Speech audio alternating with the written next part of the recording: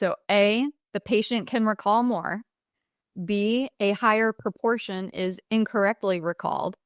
Or C, the patient is unimpressed with the physician. So is the physician talking too much that the patient is like, hey, you're weird?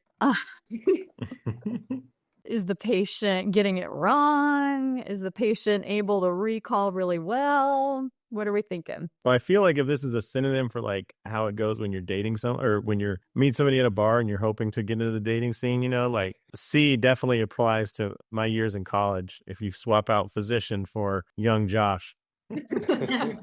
Josh, I can't see you talking too much. No, I would talk way too much, but anyways. That is your time. Let's get some scores going here. Let's see. Okay, I got Molly B. I got Josh B. I got Ed B. and Dwayne B. We got B's across the board. All right, you guys are correct. So look at that. We got everybody on and grooving here. Ed, you got 2. Killing it. I'm on it. Killing it. Everybody else is on the board.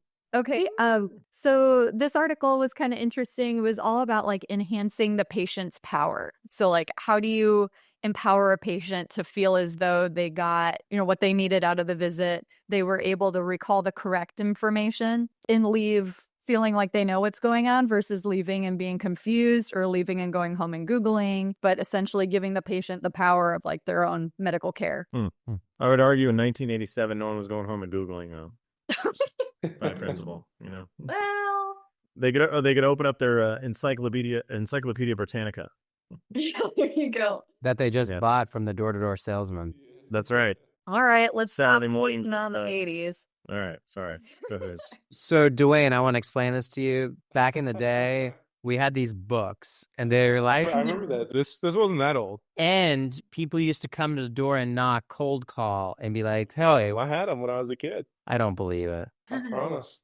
All right, cool. We definitely had those. My dad had them on the shelf. The whole 40-something volumes. Yeah. When my sister got her, she became a teacher. She graduated college and everything, and I wanted to buy her a gift, but I had no money. So I was in a thrift store, and I saw 3 sets of encyclopedias, but every one of them was like missing at least 1 and maybe 2 chapters. But if I combined all 3 sets, it covered the entire alphabet.